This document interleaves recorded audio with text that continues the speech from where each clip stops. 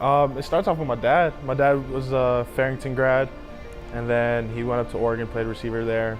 I think my mom was just a freak athlete in general because she comes from a rugby-based background. All her brothers played professional rugby, whether it was for the All Blacks or Samoa. Ready, set, go! It seems as though athleticism is just encoded in Jahlani Tavai's DNA. The third of 7 children, Tavai's older brothers both played Division I football. Jordan was a defensive lineman at Kansas, and JR shined at USC before joining the Tennessee Titans as a linebacker. And 2 of his younger brothers, Justice and Jonah, have both garnered all-state honors at Miracosta High School, where each one of the brothers has left a unique mark on the program. Well, it is truly the quintessential family of athletes, but uniquely, each one of them has their own characteristics about them.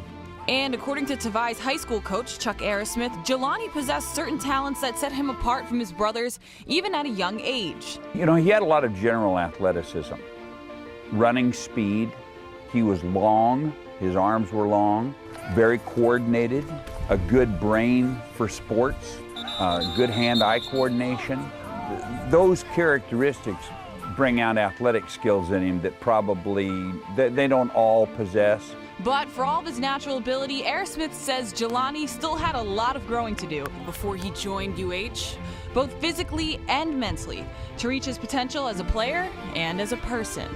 Jahlani, who we all know now at UH is a 6'4", 235-pound linebacker who looks like a very athletic, imposing figure. In high school, was a skinny 180-pound kid. He didn't have his brother's physical characteristics at that age. He wasn't a Rhodes Scholar. He wasn't a kid who was going to burn up the academics. But oddly enough, when he got to Hawaii, he turned into that. According to Jahlani, that internal shift that he experienced is also something he credits his family for. Specifically, a long conversation with his 2 older brothers that helped give him a new perspective. We call it the Tavai Talk. So the brothers who left high school usually decide to come back and talk to the ones who are in high school. They discussed with me like the struggle that we always went through when we grew up, our parents had to go through, and that we were wasting our opportunity just lollygagging around in high school. So that really hit me. According to Arrowsmith, the impact of that conversation is obvious and has helped Jahlani grow into the person and the leader that he is today. He's articulate, he's well-spoken, he says the appropriate thing at the appropriate time.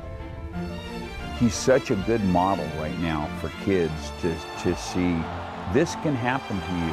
All you have to do is put your shoulder to the wheel and make it happen. And he has.